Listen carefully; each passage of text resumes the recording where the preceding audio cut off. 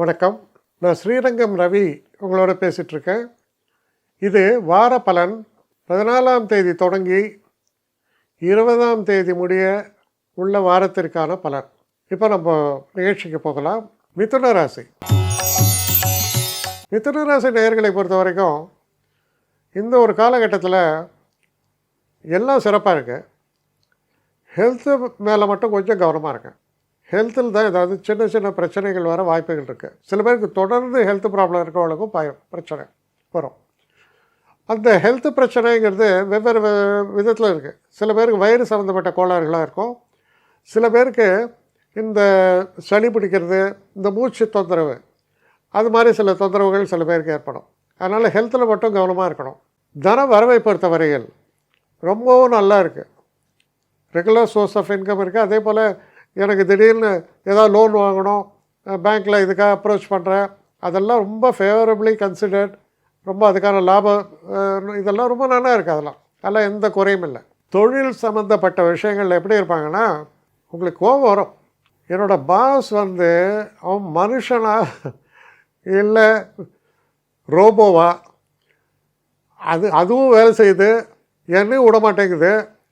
எனக்கு ஒரு நேரம் காலம் எதுவுமே கிடையாது எனக்குன்னு. நான் என்ன அடிமை சாசனம் எழுதி கொடுத்தா இந்த கம்பெனிக்கு வந்தேன் அப்படின்லாம் சொல்லுவாங்கல்ல.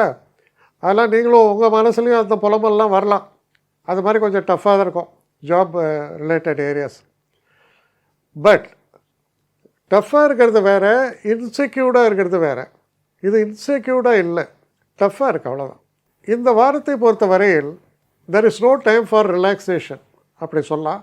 ஆனால் அதே நேரத்தில் இந்த வாரம் நல்ல முன்னேற்றமான சுறுசுறுப்பான ஒரு வாரமாகத்தான் உங்களுக்கு அமையவிருக்கிறது. பேசிக் ஹெல்த் கன்சர்ன் மட்டும் பார்த்துக்க வேணும் அவசியம். ரெண்டாவது விஷயம், சில பேர் அதிகமாக கடன் வாங்கியிருந்தாங்கன்னா அந்த கடன் தொல்லை பாதர் பண்ணும்.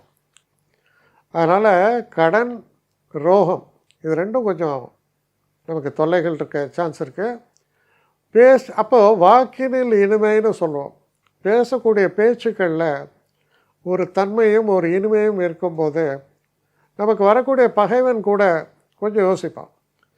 அதனால் முக்கியமான விஷயம் வாக்கினில் இனிமை, இது வச்சுங்க. மற்றபடி உங்களுடைய ஃபேமிலி லைஃப் ரொம்ப நல்லா இருக்குது.